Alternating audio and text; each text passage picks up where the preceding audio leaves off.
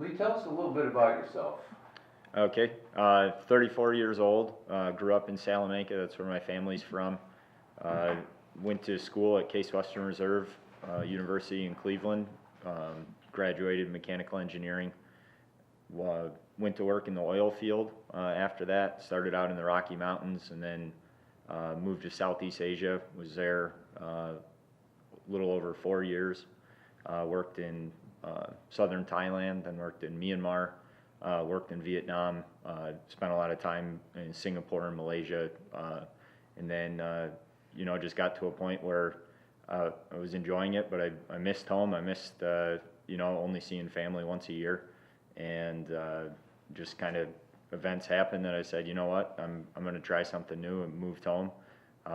My sister's husband was making wooden baseball bats in his garage. I said, I think I'll I get involved with that. We partnered, we built a workshop, we started making baseball bats.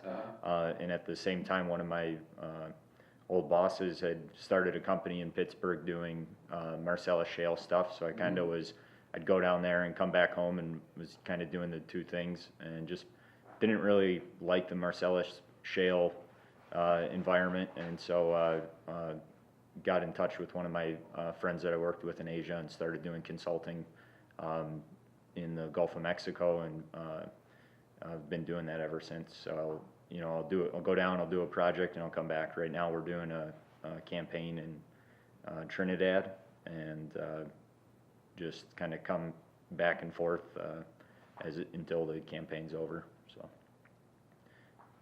that's I got closer to home then. Not Closer to home than Southeast Asia. So, oh yeah, same time zone at least, which is makes a big difference when you're trying to stay in touch and everything. But in terms of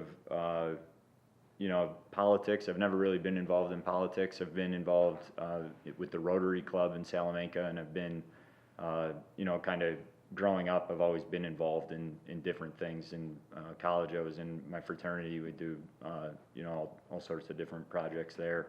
When I was in Asia, I was in Thailand, I was involved in the English Language Club. And Myanmar, I was involved in the Hash Club, which is a drinking club with a running problem. But we would organize a lot of people. A lot of times if there were water shortages or different things, we'd go and we'd do different humanitarian projects, because that was a place that the government didn't take care of those basic type of needs. And so kind of where my thought process was kind of shaped by that time there. It was an authoritative dictatorship that I spent 2 years there in Myanmar.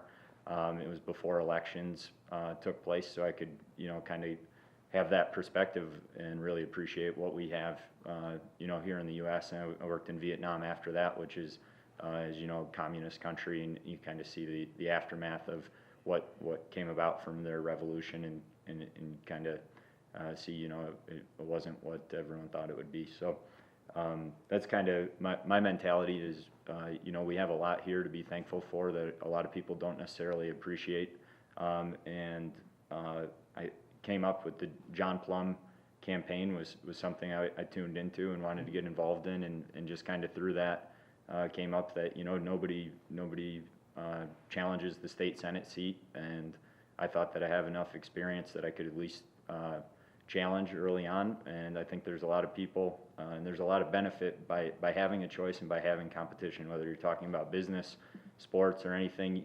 Competition sharpens us, and that was kind of from the onset what my goal was with getting involved and getting into politics. The first rookie year. The first time that you're running for office, you're picking kind of close to the top. Kind of jumping in feet first, and I've learned a lot from the start till now, and in retrospect, I learned a lot about how.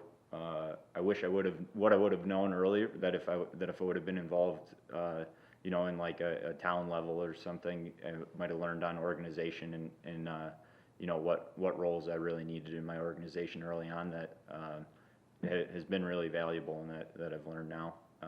So. What kind of finances are we talking about here for campaign? I've been, I think, the biggest contributor. I've got, you know, the Democratic committees have supported me a lot, and a few individuals, but I'm, you know, a couple $1,000s. I don't know the exact figure off the top of my head. You didn't meet the level that you, the threshold level that you had to report then, or? No, we have to report every, you know, there's a schedule of reporting, you know, every quarter, and then, you know, pre-primary, post-primary, and 30-day, and I think 11 or 15-day. I have a treasurer who stays on top of all the filing and everything. But, you know, in terms of when you look at state Senate candidacies and the amount of money going into those campaigns, I'm definitely, you know, the David side of the scale versus, you know, hundreds of thousands of dollars that go into those seats because they carry so much influence, and they, you know, in terms of the state, they're very powerful. Your opponent has like $600,000 or something at last report, I think. That's really got to put you at a disadvantage. How do you start to make up for that kind of? When I guess kind of the way I frame it, if I looked at that and said, you know, money's what makes it up, and truthfully, I've done a lot of research, and money does determine the outcome of elections. That's, you know, in the majority of cases.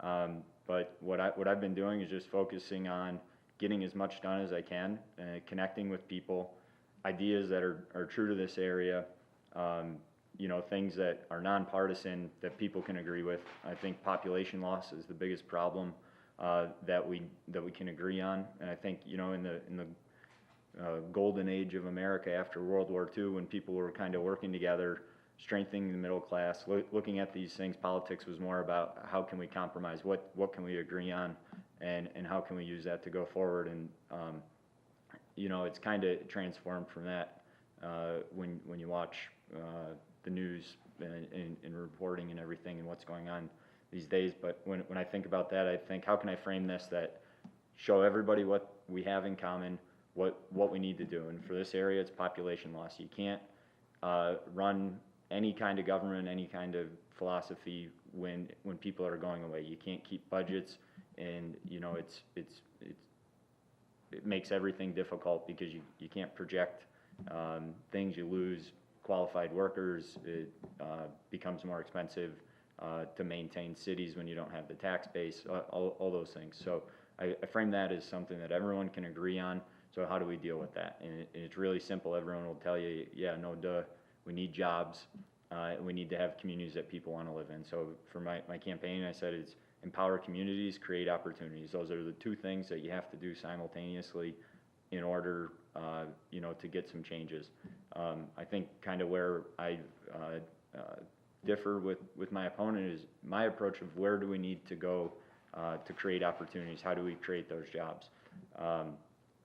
I think that the main thing is we need economic sustainability. So if we give a subsidy to bring a big business in, we're doing a few things when we do that. Number one, we're making that business reliant on the subsidy that we gave them, so that so that we're, you know, we've always got that line that we have to give that to them or they're going to close up shop.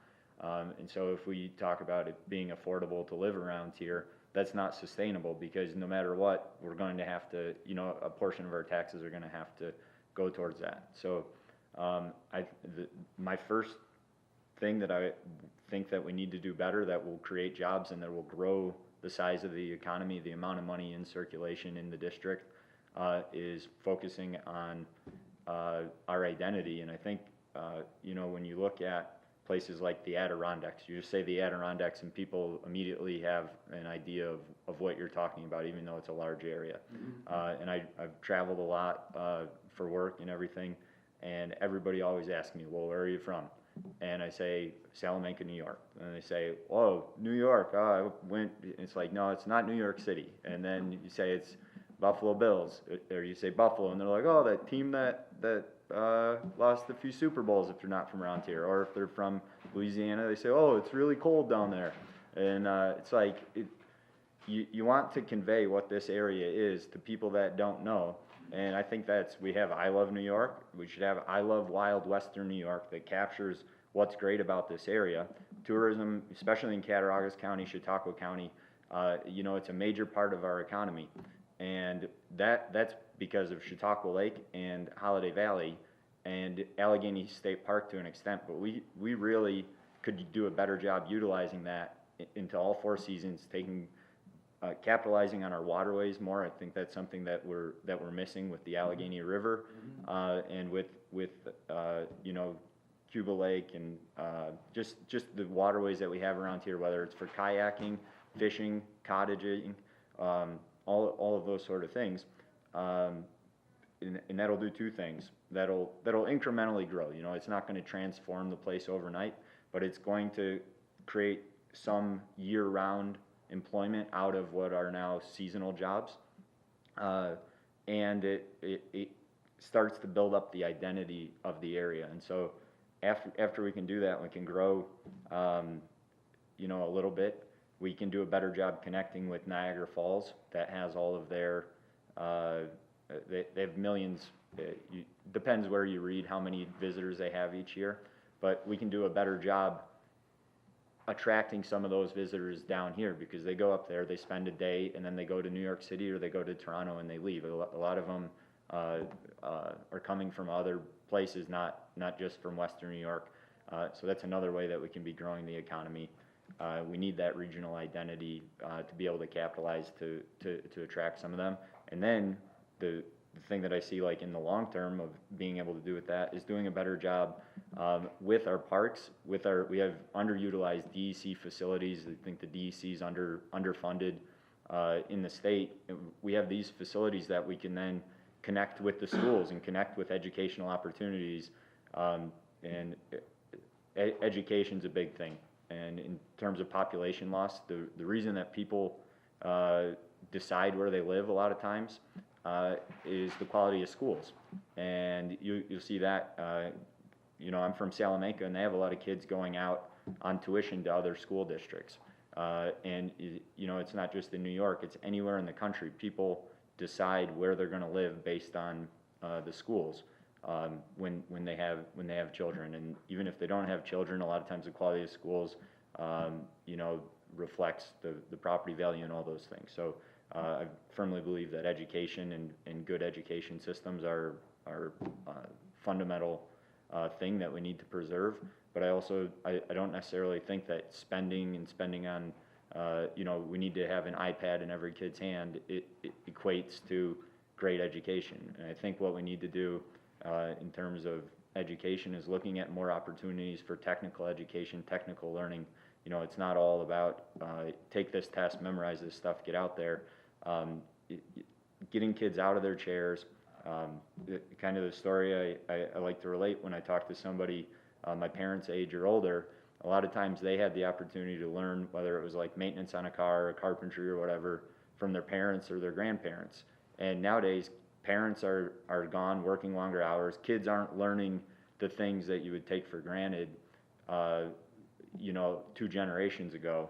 And we need to do a better job in schools giving kids that opportunity, because when you learn these, I call them technical, but whether it's how to run a bulldozer or how to frame up a wall or whatever, these type of skills give you a sense of satisfaction. And if you're not if kids are missing that sense of I'm satisfied by doing this, by accomplishing this, they're not going to want to learn on their own. And they're not just going to want to learn because, I got a grade on the test, I need to get a job.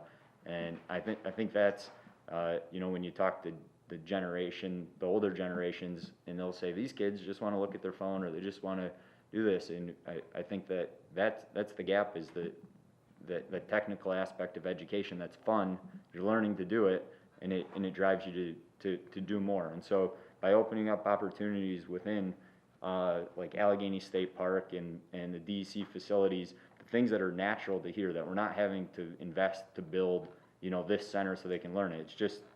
We have it. That's what our natural thing that we're rich in here.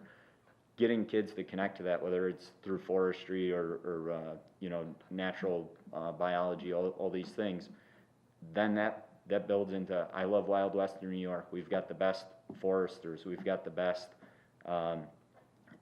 water management people. And it creates jobs, it creates opportunity for these kids learning it in school to start their own business. It's kind of just using what we have here and, presenting in a way that helps us without outside support create a more sustainable economic system with the best return for the least amount up front. So that's my main focus straight away when it comes to creating jobs. There's other things that I think that we could hustle on to do, incremental advances, not like a broad sweeping change that we're going to become the manufacturing hub of, the green energy revolution, which would be great, but every other place in the country is competing for that.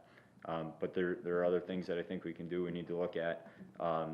Everyone's talking about green energy. I think we need to focus on microgrids, which is basically how we can, within a city, operate a decentralized power generation. So we've seen that in schools where we've put in geothermal, or we've put in solar panels, like in Olean, you guys have the solar farm going up to help St. Bonaventure. But if we focus on those small-scale projects, that's going to help build businesses in the area with these special expertise, which is a better approach than just saying we're only going to do it for solar, or we're only going to do it for one thing. You're letting the market decide, you're letting competition go, and you're letting each location determine what's the best approach, most well suited for their application, and it's building the infrastructure that we need for the next 30 to 40 years, because right now everyone's rushing to do the wind or to do the solar,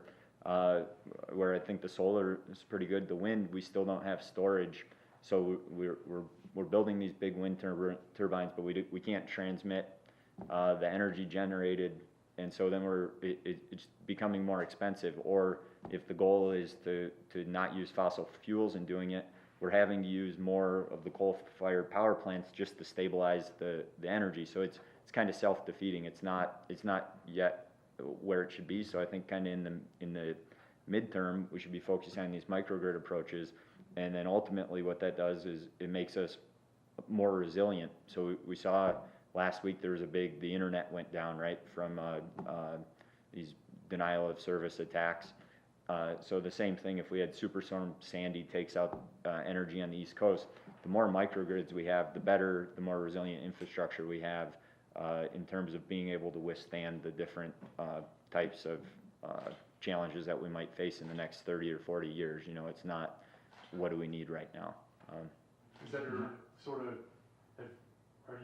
is your work and the way you're focused now in your professional life, has that been informed by your experience? I know I actually have a relative who actually is working in Vietnam right now, and one of the main focuses is sustainability and a little bit of what you mentioned, microgrid. Yeah.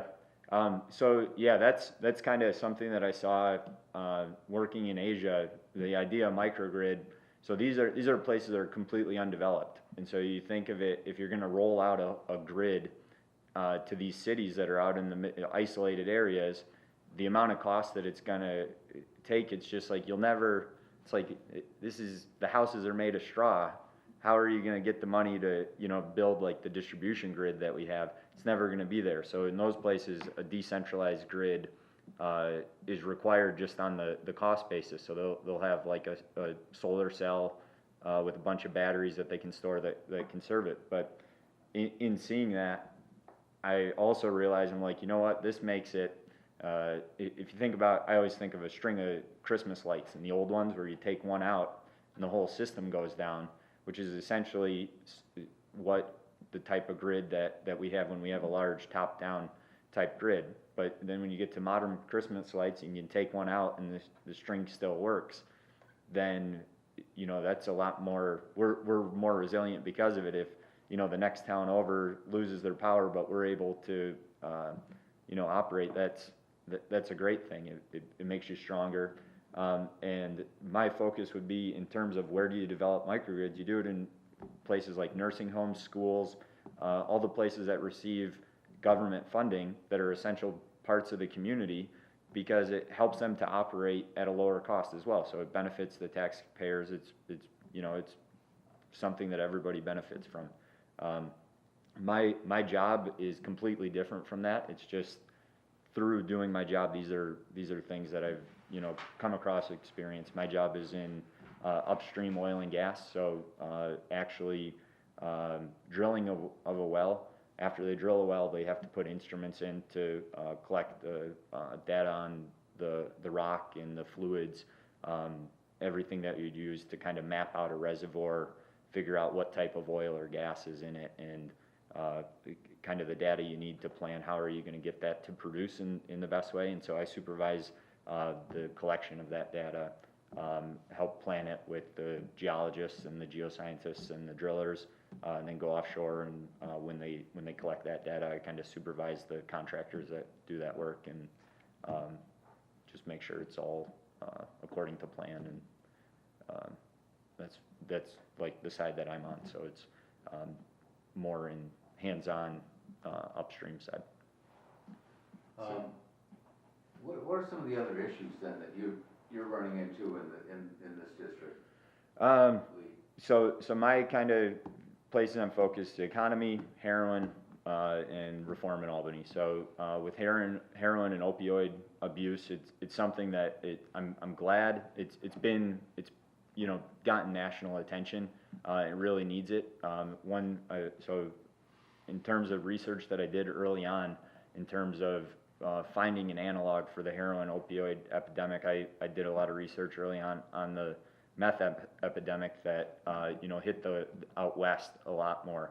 And one of the key findings in that was that places that were economically depressed were hit harder than other places. And so if you're going to use that type of drug epidemic as an analog, and there's a lot of other similarities with the heroin epidemic and what causes a drug epidemic to take hold.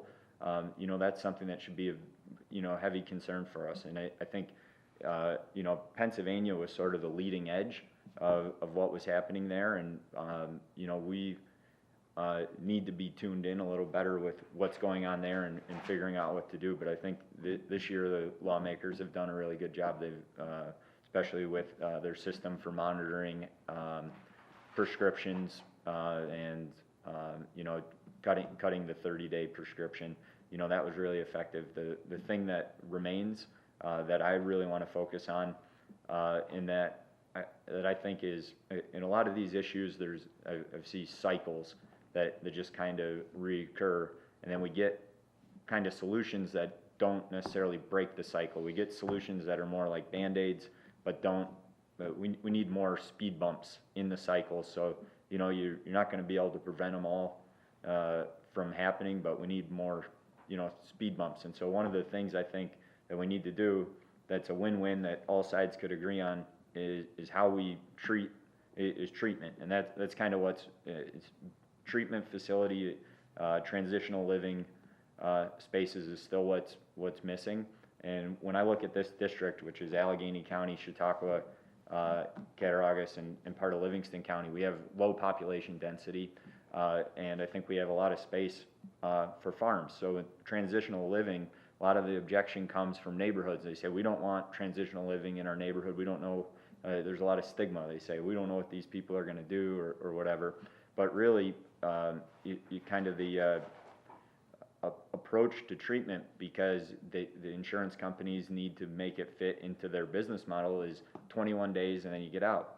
But all the research shows that people are actually having to transform their brains, and it takes time. You can't just say 21 days, my brain's not addicted anymore.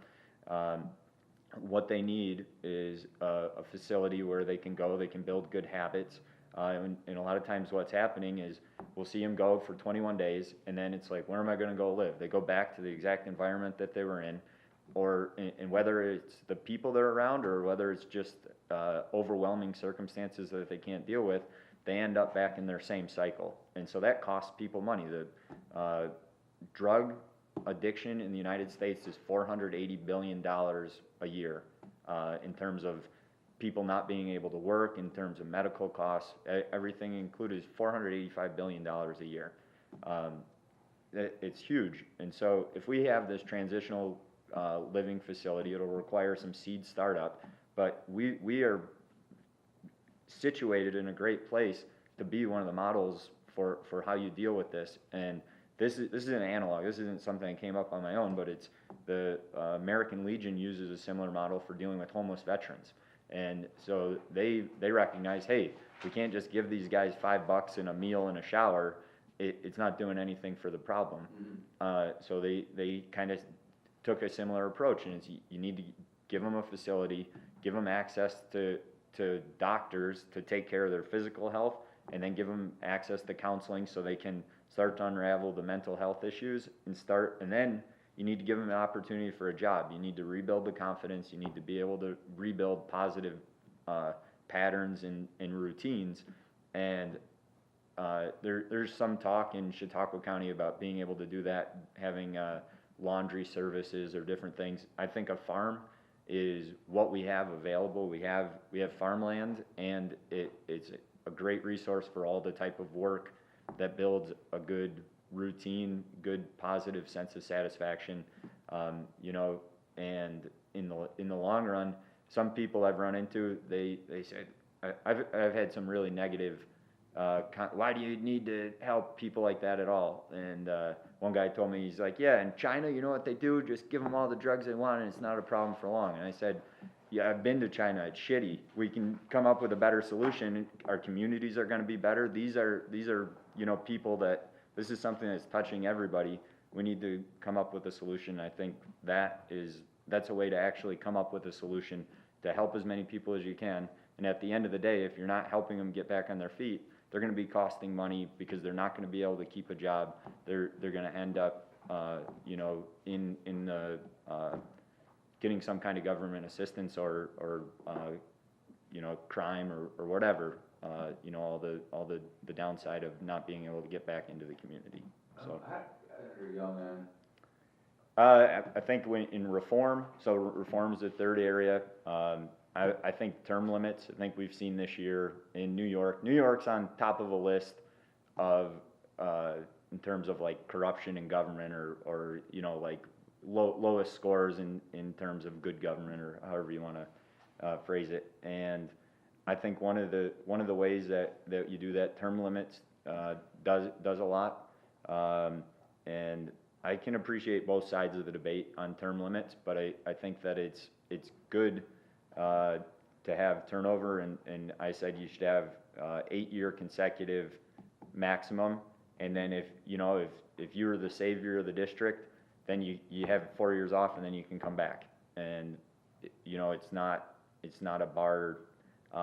You know, you're not putting your star quarterback and retiring him from the league if that's the case. But other states that have done that, like Nebraska is a state that has done very well with it, and a lot of the states that did it the other way ended up changing their legislation so that they either put longer term limits, or they took away, or they went to the consecutive limit instead of lifetime limit. So 8 years sounds good to you, though. Yeah, I think, I mean, right now it's every 2 years, and so it's the amount, how much time do you get to get stuff done before they're working on campaigning and fundraising for the party and all these things. And so we disagree on that.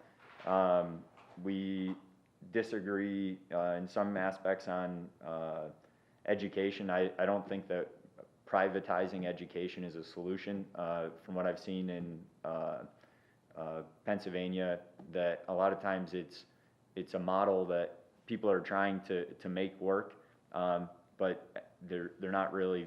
You know, education needs to be about the student. And the charter schools. Charter schools. The LLC thing we disagreed on. We disagreed on kind of accountability for blanket on the name, but the company that made OxyContin, it wasn't, I guess it's not really an issue to debate, but I said, you know, the whole heroin and opioid epidemic started from these guys that are in the Medical Advertising Hall of Fame, who basically used doctored data in the 80s to get approved for a wide variety of uses, and now they're the 16th richest family in the U.S., and meanwhile, every state is left paying for the bill of cleaning up, a public health epidemic, and seeing like the heroin epidemic had been squashed out like in the 70s and 80s, to not squashed out completely, but down to a minimal level, where now we're seeing a resurgence in that, and it's kind of we sparred a little bit on where you draw the line with that. And what about backing up a little bit? What about a compromise as far as like term limits? What about the argument that, okay, well, why limit somebody who's talented and they want to serve? So why not look at leaderships and the committee posts? Because for some people, to be quite honest, that's where the power is. Yep. Longevity it's not so much longevity, it's, yeah, access and right.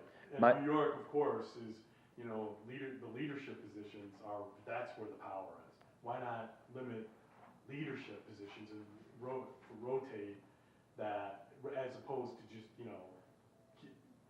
sending, talented, service-oriented people, sending them off to do something else. Yeah, no, I appreciate both sides of the argument, and the way I got to my opinion is we're at a point now in New York where you're seeing so much negative publicity, and where you had the leaders. So everybody, if the leaders were the ones holding the power, and everybody under them is kind of learning from the leadership, I just kind of thought it's time to if anything, do it on a trial basis. Do it for 12 years, and then reassess. But it's just kind of a way to check that power.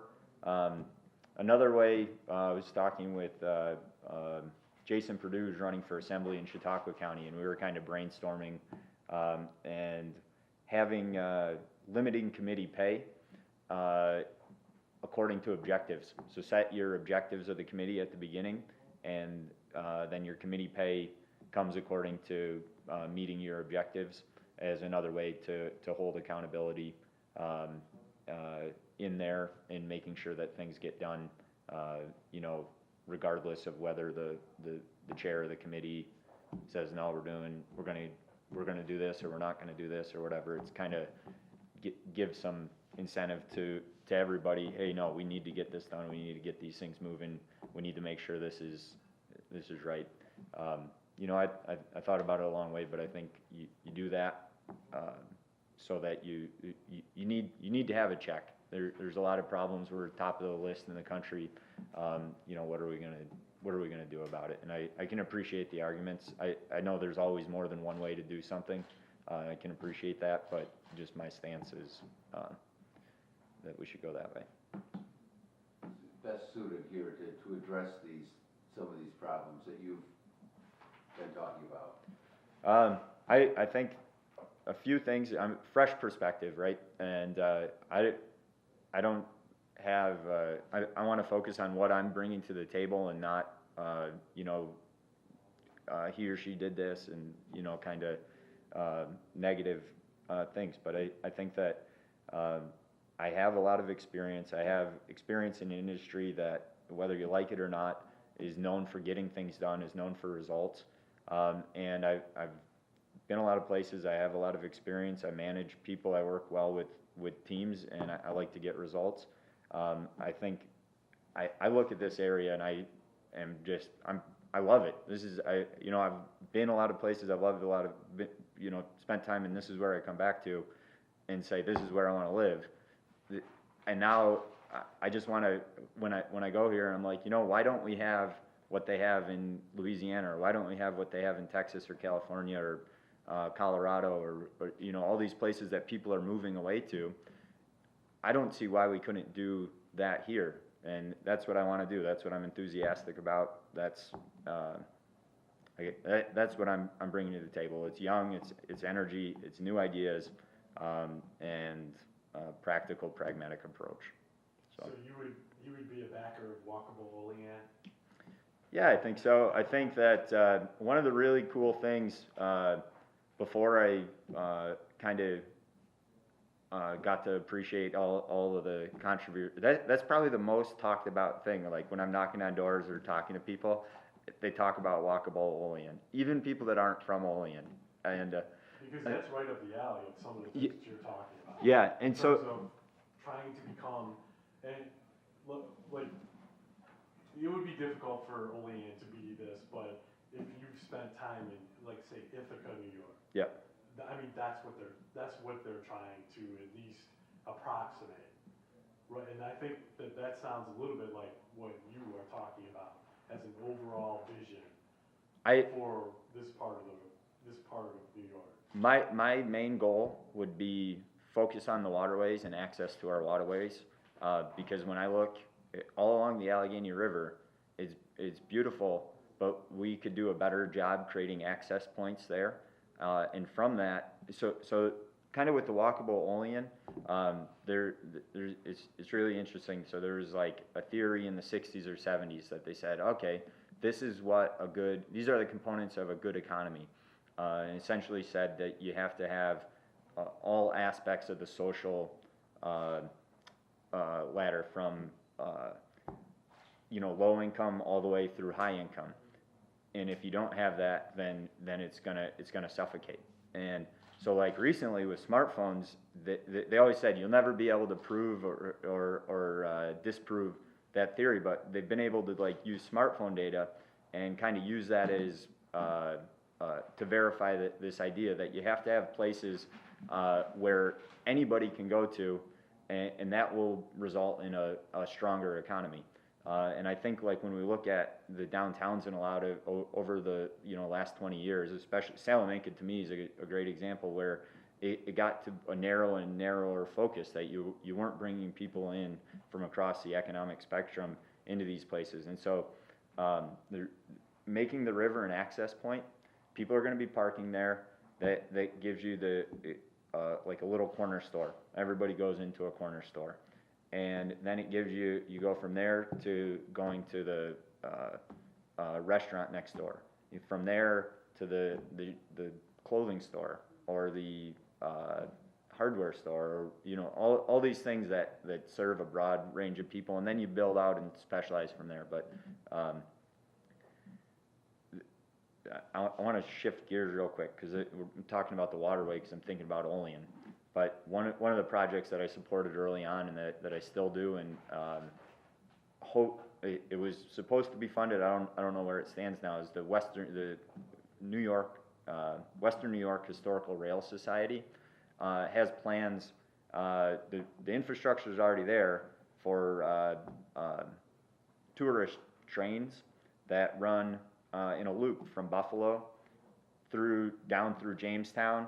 And then it's got a loop that goes up through like Ellicottville and then back up to Buffalo, and they've got one that comes this way through Olean and keeps heading to Corning. And so it's kind of the same type of idea that when people get off a train, it's a point. And so if you think about fishing, like the fish all gather at a structure.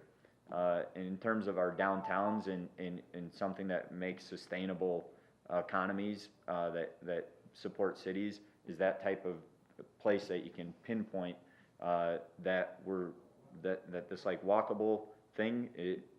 It's part of that. Maybe that's not the full solution.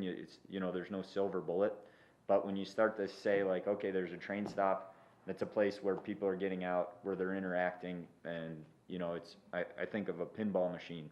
So the more times that ball hits things in there, the more points you score. The same thing, the more opportunities a person has to go into a shop or to stop at a restaurant or whatever, that's good for the economy. If they're just in their car and they're A to B, it's minimizing what they can do for the local area, you know what I mean, in terms of economic opportunities that they can take and have interactions. And so like the train idea, I think it would be great, and it ties into you need to have a walkable area close to that. And same thing with river and water access points. You need to have, you get in at this point, you get out at that point, and you need to have some facilities around there, and that's kind of the starting point. That's the seed, and you see what grows from there. But I think that what we do with attracting people to the park for hunting or snowmobiling or whatever, we don't do enough. We need to promote this as a world-class destination. We need to give it its own identity. We start from there, and I think that like the walkable Olean will fit into that perfectly. But my vision would be, start with the waterways, start with what we have in place. So we've lost so many manufacturing jobs, and in other parts of Cattaraugus County. How do we hold on to the ones that we've got, and then try to build on some of these small business, local people that it seems like have to be a catalyst here? Absolutely. Number one, thoughts on manufacturing? we need to make it easy. Number one, we need to make it easy for people when they have an idea to start up a business. It needs to be low barriers to entry on business, and it's not. It can be daunting. What permits do I need to file? It's expensive just to go to see the lawyer. I've talked to so many people after I went through starting a business, and I told them, just start doing it, see if it works, before you spend all the money on these extra things. But making low barriers of entry, making sure we have qualified people, training available, and it all comes down to population loss. A big part of that is it needs to be affordable to live here, and we need to, when big businesses decide to close or whatever, we need to find ways. What is this space also useful for? And I was with Southern Tier Brewery. I don't know if they'll do it, but I was telling them, I'm like, look, you've got these beer bottles that advertise this area in your name. That's all over the country. You guys should have a contest on the labels that you'll give. In Jamestown, there's empty manufacturing spaces. Said all the people that you want in them are in Brooklyn, paying way too much in rent, but you've got people there doing tech, doing fabrication, doing that kind of stuff. So start advertising on the beer bottles that you'll give them 6 months free rent, and you'll start to attract some people like that. Part of it, what we need to do is make it more affordable for the manufacturers that are here. We need to make barriers for entry lower, and we need to make sure we have training so that people, we've got a good workforce. But the other thing is we need new things, because sometimes the world changes, and if you're making,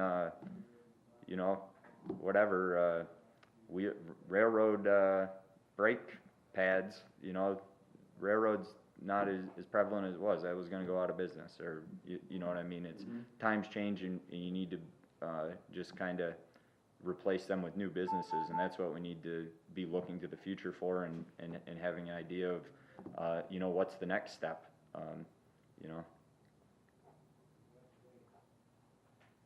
Lee, any other points you'd like to make?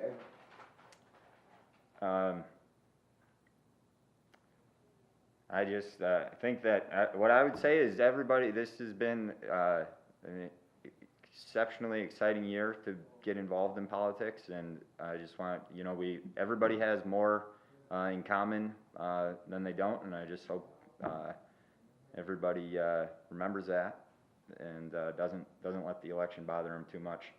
I've got a pig roast on Saturday in Allegheny with the band and a pig. If anybody, it's at the American Legion in Allegheny, and